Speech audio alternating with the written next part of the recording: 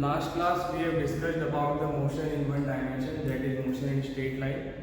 हमने ये देखा कि एक जो ऑब्जेक्ट है वो सिर्फ स्ट्रेट लाइन में मोशन कर रहा है। तो क्या स्ट्रेट लाइन के अलावा भी और कोई पाथ हो सकते हैं मोशन के? तो जैसे अगर हमने एग्जांपल्स देखा हो तो जब एक थ्रेड पर जब हम कोई स्टोन अगर बांध देते और उसको अगर ऐसे रोटेट करते हैं और ये एज्यूम करते हैं कि वो परफेक्ट सर्कुलर मोशन कर रहा है, तो हमने ये देखा कि वो स्ट्रेट लाइन में मोशन तो नहीं कर रहा है। तो उसका जो मोशन है अगर उसके ट्रेजेक्ट्री को, उसके पाथ को अगर हम किसी कार्डबोर्ड पे या किसी पेपर पे ड्रॉ करने की कोशिश करें तो हम लोग ये पाएंगे कि उसका जो मोशन है, उसका जो ट्रेजेक्ट्री है वो पूरे एक पेपर पर आएगा। तो ऐसे मोशन को हम 2 डायमेंशनल मोशन कहते हैं। इसका एक एग्जांपल और हो जाएगा, अगर हम किसी ऑब्जेक्ट को बिल्कुल परफेक्ट अपवर्ड थ्रो करते हैं, अगर परफेक्ट अपवर्ड वेलोसिटी दे करके, तो स्ट्रेट लाइन में नीचे आता है। लेकिन यही अगर हम लोग उसको थोड़ा अगर एंगल पे फेंके हॉरिजॉन्टल से, तो हम लोग ये देखते हैं कि वो स्ट्रेट लाइन में मोशन नहीं करता है, जबकि वो कुछ इस तरह से मोशन करता है। तो उसी मोशन को हम लोग प्रोजेक्टाइल के नाम से जानते हैं। अगर उसके मोशन, उसके ट्रेजेक्ट्री को भी अगर हम लोग देखें तो वो उसको एक पेपर पे हम लोग ड्रॉ कर सकते हैं, उसकी ट्रेजेक्ट्री को, उसके वो जो पाथ फॉलो करता है, वो पाथ फॉलो करते हुए जो कर्व बनाता है उसको हम लोग एक पेपर पर अगर ड्रॉ करें मतलब, तो वो एक प्लेन में आ जाएगा उसका मोशन। तो वो भी एक 2 डायमेंशनल मोशन का एग्जांपल है। इसके अलावा और क्या एग्जांपल हो सकता है, जैसे कि सर्कुलर ट्रैक। सर्कुलर ट्रैक पर अगर एक एथलीट जो है वो सर्कुलर राउंड लगा रहा है, तो वो भी एक 2 डायमेंशनल मोशन का एग्जांपल है। मतलब उसका जो मोशन है वो एक प्लेन में आ रहा है। तो हमारा आज का टॉपिक है प्रोजेक्टाइल मोशन। प्रोजेक्टाइल मोशन में क्या होता है कि किसी भी ऑब्जेक्ट को एक थीटा एंगल पर, हॉरिजॉन्टल से थीटा एंगल पर थ्रो किया जाता है। तो उसमें हम लोग ये निकालेंगे कि उसका टाइम ऑफ फ्लाइट क्या है, मतलब उसको थ्रो करने के बाद जब ग्राउंड पे हिट करेगा तो ग्राउंड पे कितने टाइम बाद हिट करेगा। उसके अलावा उसकी रेंज क्या होगी, मतलब वो थ्रो करने के बाद उस पॉइंट से कितने डिस्टेंस पे जाके ग्राउंड पे हिट करेगा वो देखेंगे। वो कितनी मैक्सिमम हाइट अटेन करेगा अपनी जो जर्नी है उसके दौरान, उसके ड्यूरिंग द जर्नी वो कितनी मैक्सिमम हाइट अटेन करेगा, हम लोग वो भी देखेंगे। तो आज का हमारा टॉपिक है प्रोजेक्टाइल मोशन।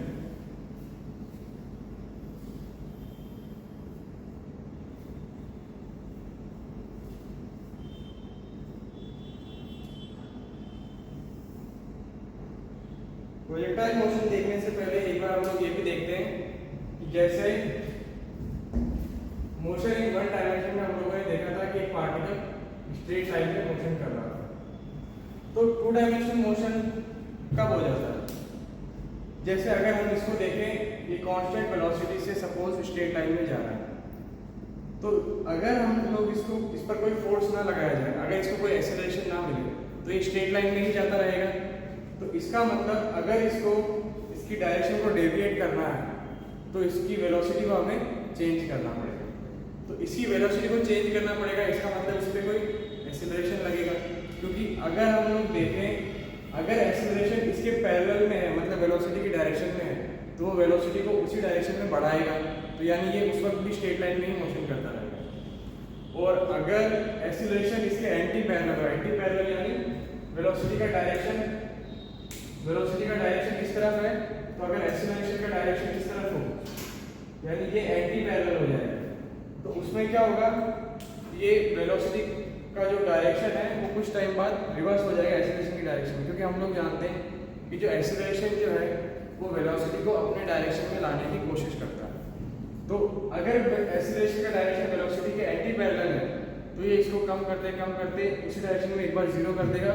यानी ये जब तक इसकी वेलोसिटी इस डायरेक्शन में 0 नहीं हो जाती, ये इसको रिटार्ड करता रहेगा और उसके बाद ये एक्सेलरेशन की डायरेक्शन में एक्सेलरेट होना स्टार्ट कर देगा।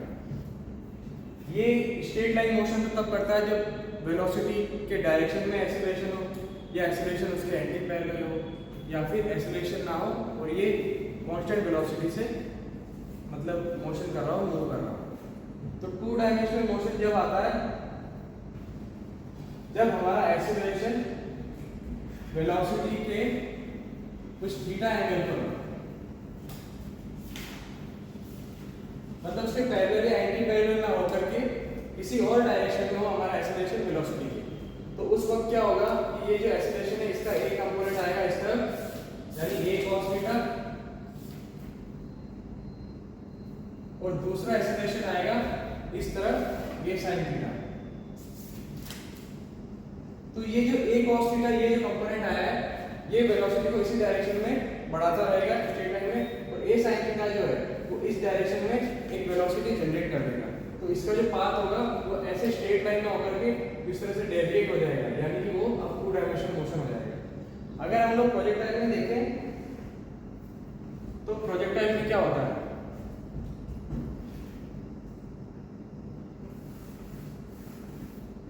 प्रोजेक्टाइल में जब हम लोग किसी पार्टिकल को ग्राउंड के रिस्पेक्ट में थीटा एंगल पर थ्रो करते हैं कुछ इनिशियल वेलोसिटी देकर के, ये रेफरेंस के लिए हम लोग एक्स एक्सिस ले रहे हैं, ये रेफरेंस के लिए हम लोग वाई एक्सिस ले रहे हैं।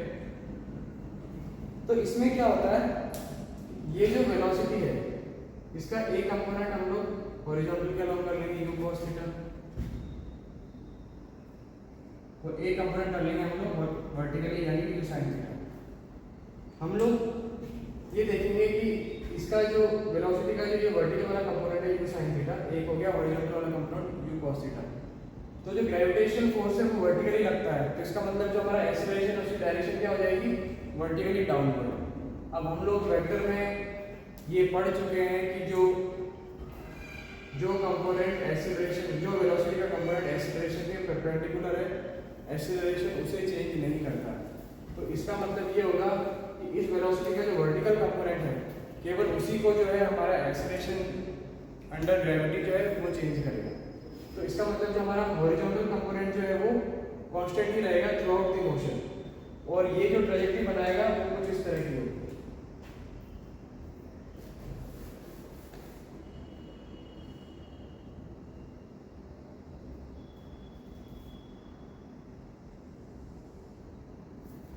इस तरह की होगी। तो इस थ्रू आउट पाथ में हमारा जो हॉरिजॉन्टल कंपोनेंट है वेलोसिटी का वो कांस्टेंट ही रहेगा, और वर्टिकल वाला जो है केवल वही चेंज होगा क्योंकि एक्सीलरेशन का जो डायरेक्शन है वो नीचे है, जो कितना है g। तो इसका मतलब ये हुआ कि अगर हम लोग पहले जो ये हमने समझा था उस हिसाब से देखें तो वेलोसिटी का डायरेक्शन इस तरफ है और ग्रेविटी का जो डायरेक्शन है एक्सीलरेशन ड्यू टू ग्रेविटी को इस तरफ है। तो इसका मतलब ये जो है हम लोग देख पा रहे हैं कि ये 2 डायमेंशनल मोशन ही करेगा, स्ट्रेट लाइन मोशन को ये जो ऑब्जेक्ट है वो नहीं कर सकता। तो अब हम लोग इसमें क्या क्या निकालेंगे, इसमें हम लोग इसकी ये रेंज निकालेंगे कि यहाँ से थ्रो करने के बाद ये पार्टिकल कितनी डिस्टेंस पे जाके गिरेगा, ये हो जाएगी हमारी रेंज। और अपनी जर्नी के ड्यूरेशन में ये जो मैक्सिमम हाइट अटेन करेगा उसे हम बोलते हैं एच मैक्स।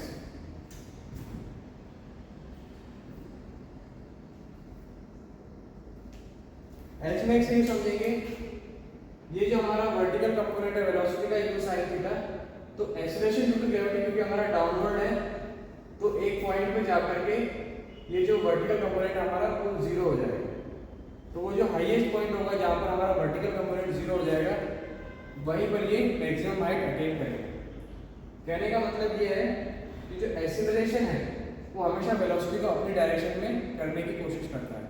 तो क्योंकि इस वक्त वेलोसिटी का डायरेक्शन ऊपर है तो ये कम होता रहेगा वेलोसिटी का डायरेक्शन, और यहाँ पर इस हाईएस्ट पॉइंट पे जाके वर्टिकल कंपोनेंट जो है इसका 0 हो जाएगा, यहाँ सिर्फ हॉरिजॉन्टल कंपोनेंट रहेगा और वो होगा u cos थीटा, क्योंकि ये throughout the motion constant ही रहने वाला है। और जैसे ही h max के बाद ये ऑब्जेक्ट जो है वो आगे बढ़ेगा तो यहाँ पर क्योंकि वर्टिकल कंपोनेंट 0 था प्रोजेक्टाइल का, उसके इस पॉइंट के बाद वापस उसका एक्सीलरेशन डाउनवर्ड डायरेक्शन में बढ़ने लगेगा और यहाँ तक आते आते वापस वही हो जाएगा। तो ये हमें h max निकालनी है और हमें निकालनी है time of flight. Time of flight मतलब कितने टाइम ड्यूरेशन तक ये पार्टिकल जो है, मतलब ये जो ऑब्जेक्ट जो है ये एयर में रहेगा, उसको हम लोग बोलते हैं टाइम ऑफ फ्लाइट। तो हम लोग पॉइंट्स लिख लेते हैं कि हमें क्या क्या निकालना है। एक हो गया रेंज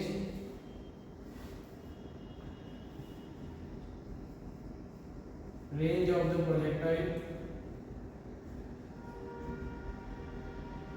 दूसरा हो जाएगा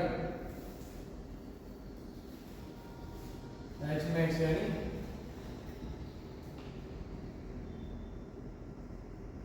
maximum height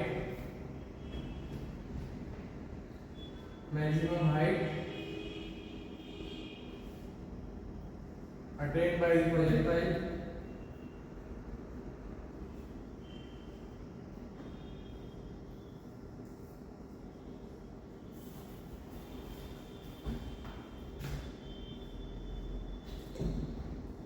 maximum height attained by the projectile, range, तीसरा हो जाएगा हमारा टाइम ऑफ फ्लाइट,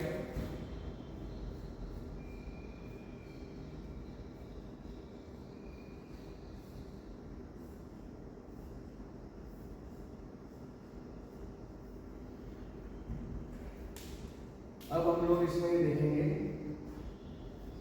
कि हमें टाइम ऑफ फ्लाइट कैसे मिलेगा। इस पॉइंट को हम लोग ओरिजिन मान लेते हैं।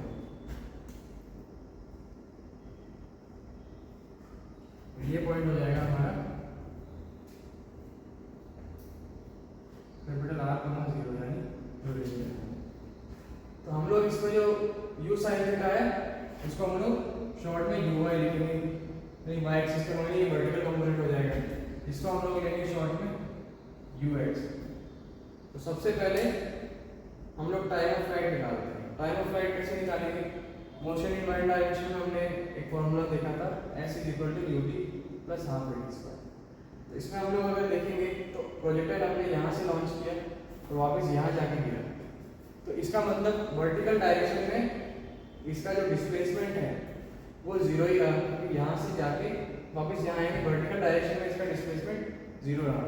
जब इसने मैक्सिमम रेंज अटेन की, अचीव की, तब इसका जो वर्टिकल डायरेक्शन में जो डिस्प्लेसमेंट है वो 0 रहा। तो वर्टिकल डायरेक्शन में जब इसका डिस्प्लेसमेंट 0 रहा, एक तो t = 0 पे यानी जब थ्रो किया था जब ये वहीं था, और एक दूसरा हो गया यहाँ पे यानी टाइम ऑफ फ्लाइट। तो हम लोग वर्टिकल और ये जो 2 डायमेंशनल मोशन है इसको हम लोग समझने के लिए 2 पार्ट में डिवाइड कर रहे हैं, मतलब 2 1 डायमेंशनल मोशन में डिवाइड कर रहे हैं। एक हो जाएगा हमारा हॉरिजॉन्टल डायरेक्शन में और दूसरा हो जाएगा हमारा वर्टिकल डायरेक्शन। तो टाइम ऑफ फ्लाइट हमें वर्टिकल डायरेक्शन में 1D मोशन मानते हुए मिलेगा। जैसे वर्टिकल डायरेक्शन में अगर हम लोग लिखेंगे sy = uy, ये t time of flight minus half, minus इसलिए क्योंकि sy तो हमें ये वर्टिकल डायरेक्शन में डिस्प्लेसमेंट हो गया, uy हो गया ये initial velocity vertical direction, capital T हमारा हो गया टाइम ऑफ फ्लाइट। वहाँ माइनस इसलिए लगाया क्योंकि वर्टिकल डायरेक्शन में हमारी वेलोसिटी है और एक्सीलरेशन ड्यू टू ग्रेविटी जो है वो हमारा डाउनवर्ड है। कन्वेंशनली हमने अपवर्ड को पॉजिटिव माना और डाउनवर्ड को नेगेटिव माना। तो ये हो जाएगा -12 g कैपिटल T स्क्वायर यानी टाइम ऑफ फ्लाइट। sy की जगह हम लोग क्या लिखेंगे? टाइम ऑफ फ्लाइट निकालने के लिए 0 लिखेंगे, क्योंकि वर्टिकल डायरेक्शन में मैक्सिमम रेंज के टाइम डिस्प्लेसमेंट जो है वो क्या है? 0। तो यहाँ sy की जगह 0 रखेंगे, ये हो जाएगा uy capital T minus capital T square g by 2। अब इसको ये क्वाड्रेटिक है, तो हमने पहले ही कहा था कि वर्टिकल डायरेक्शन में डिस्प्लेसमेंट जो है वो 0 मतलब कि कब है? 2 टाइम पर है। उसके 2 आंसर आएंगे, ये हमने पहले ही कहा था। एक तो t = 0 टाइम पे जब प्रोजेक्टाइल लॉन्च किया था तब भी वर्टिकल डायरेक्शन में उसका डिस्प्लेसमेंट 0 ही था, और एक टाइम ऑफ फ्लाइट के टाइम जब उसने मैक्सिमम रेंज अटेन की। इसको हम लोग फर्दर सॉल्व करेंगे, तो ये हो जाएगा कैपिटल T कॉमन लेंगे और इसको इधर लाएंगे, ये हो जाएगा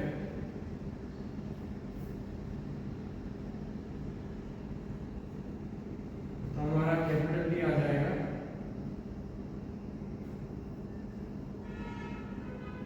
2uy/g। अब uy हमारा क्या है? uy हमारा है u sin थीटा, ये हो जाएगा 2u sin थीटा/g। तो ये हमारा हो गया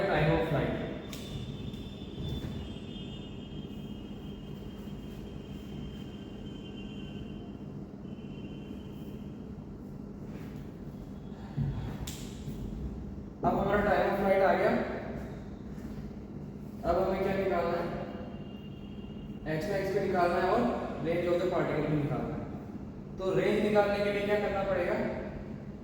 रेंज निकालने के लिए, क्योंकि हमें पता है कि एक्सेलरेशन ड्यू टू ग्रेविटी जो है वो डाउनवर्ड है और हॉरिजॉन्टल कंपोनेंट जो है हमारा वो है u cos थीटा, यानी एक्सेलरेशन ड्यू टू ग्रेविटी जो है वो हमारे हॉरिजॉन्टल कंपोनेंट को चेंज नहीं करेगा, यानी through out the motion horizontal component जो है वो हमारा सेम रहेगा। तो रेंज क्या हो जाएगी? जितना टाइम ड्यूरेशन इस प्रोजेक्टाइल को यहाँ से लेके यहाँ तक पहुँचने में लगा होगा वो टाइम ऑफ फ्लाइट इनटू इसका हॉरिजॉन्टल कंपोनेंट, यानी ये velocity ux u cos theta. तो हमारी रेंज हो जाएगी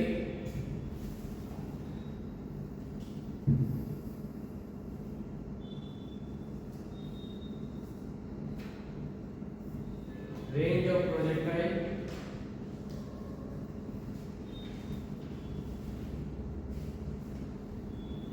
रेंज ऑफ प्रोजेक्टाइल हो जाएगी हमारी ux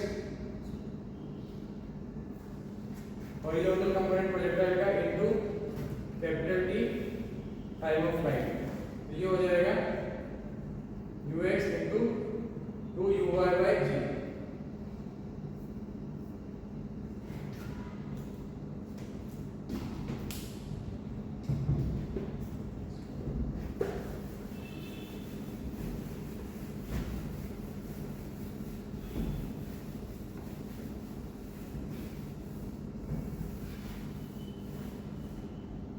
इस फॉर्मूला को लर्न किए हम लोग इसी सीक्वेंस में करेंगे।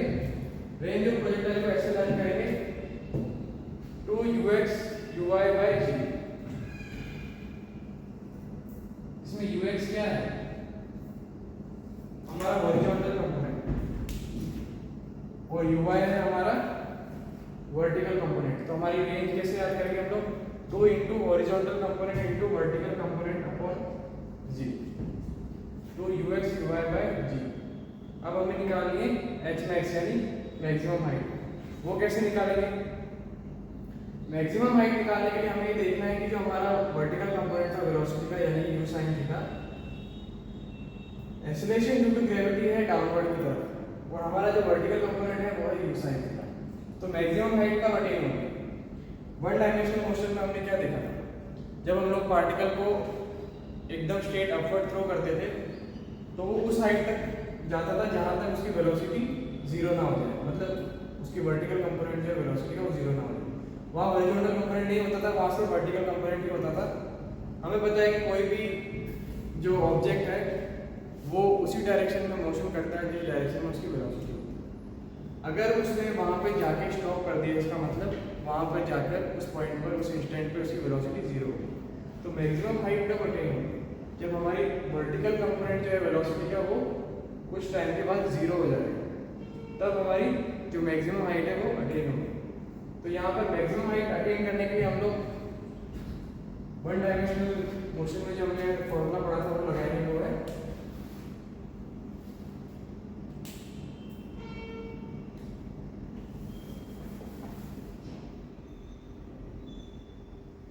v square is equal to u square plus 2as, या s हो जाएगा हमारा h max। अब साइन कन्वेंशन के लिए हम लोग यहाँ देख लेते हैं vy यानी फाइनल वर्टिकल कंपोनेंट हमारी वेलोसिटी और uy यानी इनिशियल वर्टिकल कंपोनेंट हमारी वेलोसिटी का, और g हो गया एक्सेलरेशन ड्यू टू ग्रेविटी और h max हो गया जो हमें निकालना है जो कि है मैक्सिमम हाइट। अब हम लोग देखें तो ये यहाँ तो स्क्वायर है, यहाँ तो प्लस है माइनस है, तो दोनों पॉजिटिव ही होना है। यहाँ देखते हैं uy हमने प्लस लिया है, यानी कन्वेंशन के हिसाब से हमारा uy जो है वो पॉजिटिव है, तो स्मॉल g हमारा क्या होगा? वो होगा नेगेटिव। तो ये हो जाएगा vy square is equal to uy square minus 2g h max।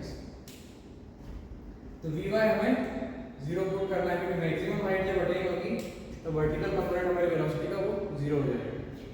तो यहाँ जीरो पुट करते हैं, zero is equal to uy square minus 2g h max। अब यहाँ h max हो जाएगा हमारा, इसको इधर ले आएंगे, h max हो गया uy स्क्वायर अपॉन 2g। इसको ऐसे ही लर्न करेंगे हम लोग वर्टिकल कंपोनेंट का square upon 2g। One dimensional motion में भी हमने जो फॉर्मूला लर्न किया था वहाँ पर क्या था हमारा u स्क्वायर बाई 2g। जब हम लोग किसी पार्टिकल को बिल्कुल स्ट्रेट अपवर्ड थ्रो करते थे u वेलोसिटी से, तो वहाँ पर भी हमारी जो मैक्सिमम हाइट है एस मैक्स वो क्या आती थी u स्क्वायर बाई 2g। और यहाँ पर क्या है u y square by 2g। अगर देखा जाए तो यहाँ भी बिल्कुल वैसा ही है, क्योंकि जो है हम लोग इसको दो पार्ट में ब्रेक करके सॉल्व कर रहे हैं। मतलब ये 2D मोशन है, लेकिन हम लोग इसको दो वन डायमेंशनल मोशन में ब्रेक करके सॉल्व कर रहे हैं, एक हॉरिजॉन्टल डायरेक्शन में और एक वर्टिकल डायरेक्शन। तो यहाँ पर जो वहाँ पर जो मैक्सिमम हाइट की जो ये आता था फॉर्मूला वो आता था u स्क्वायर बाई 2g। तो वहाँ पर क्योंकि हॉरिजॉन्टल वेलोसिटी नहीं थी, वो जो u थी वो वर्टिकल वेलोसिटी थी, तो यहाँ पर वो वर्टिकल वेलोसिटी हमारी क्या हो जाएगी u y, यानी कि u y की जगह अगर u sin थीटा पुट करेंगे तो वो आ जाएगा u square sin square theta by 2g। तो ये आ गई हमारी मैक्सिमम है।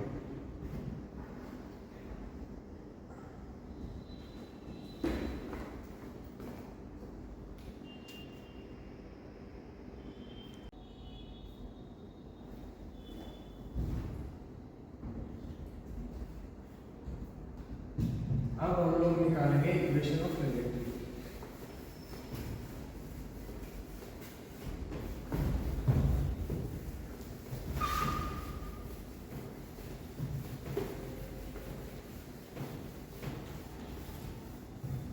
इक्वेशन ऑफ ट्रैजेक्टरी का मतलब ये हुआ कि हम लोग वो इक्वेशन निकालेंगे जिसमें हमारे दो वेरिएबल्स होंगे x और y।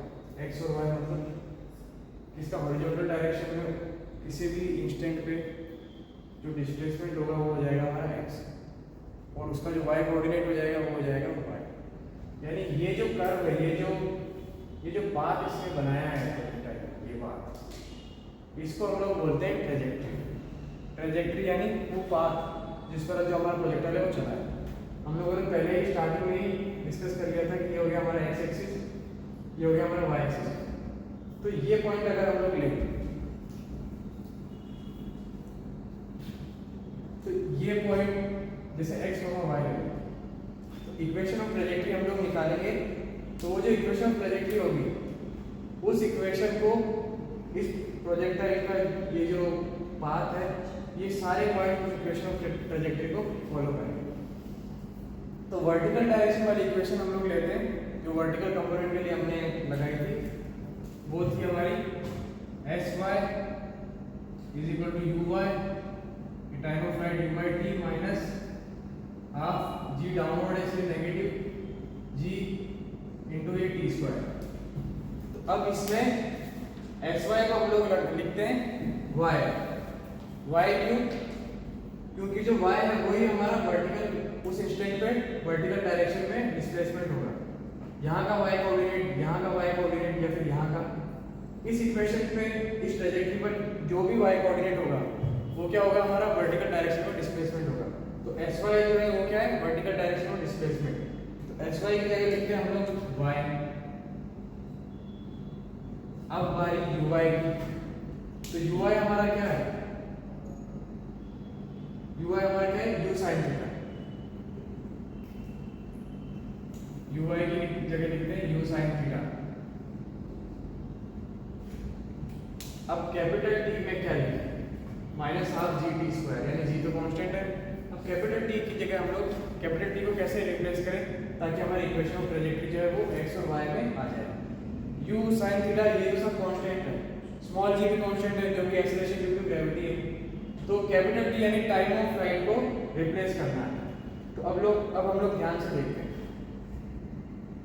वेलोसिटी का जो हॉरिजॉन्टल कंपोनेंट है वो क्या है ux u cos थीटा, ये थ्रू आउट जर्नी सेम रहेगा। तो रेंज के लिए हम लोगों ने क्या लिखा,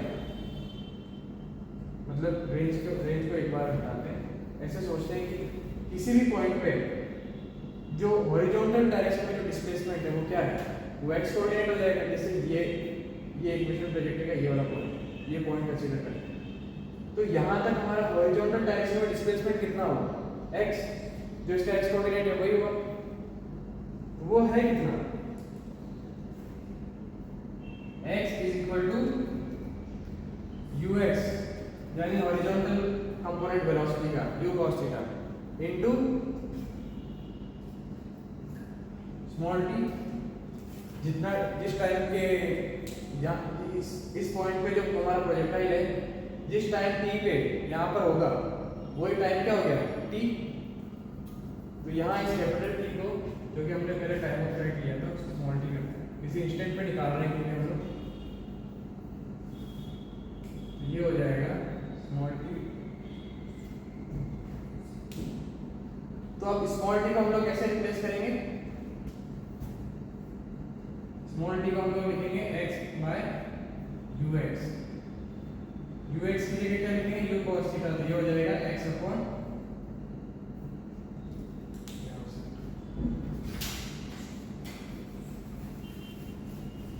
इधर ही लिखते हैं इस ब्रैकेट में x को हमने लिखा था ux इनटू स्मॉल t। तो स्मॉल t को हम लोग लिखेंगे x अपॉन ux और ux की जगह को रिप्लेस करेंगे u cos थीटा से। ux को लिखेंगे u cos थीटा। ये हो गया x अपॉन u cos थीटा। स्मॉल t की जगह x अपॉन u cos थीटा लिखेंगे।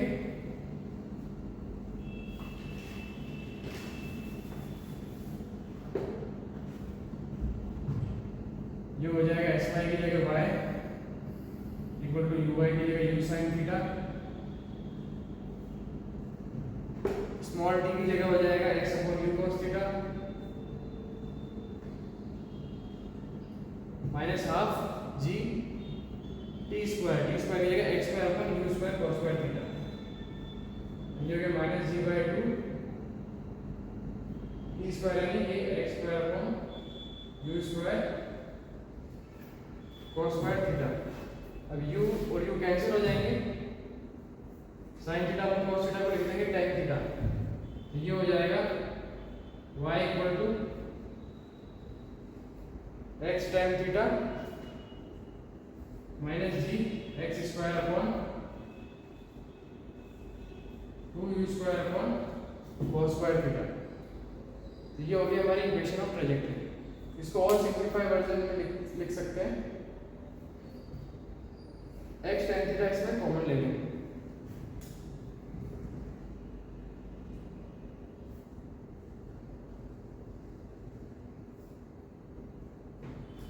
x tan थीटा कॉमन ले लेंगे तो यहाँ हो जाएगा coefficient 1 minus.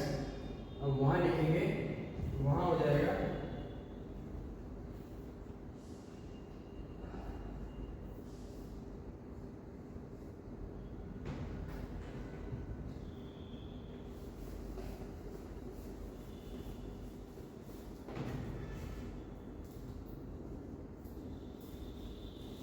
One minus X by R. R क्या है यहाँ पे?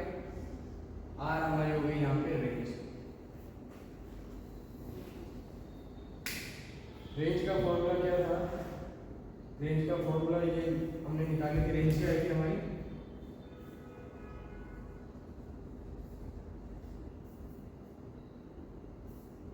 To u cos theta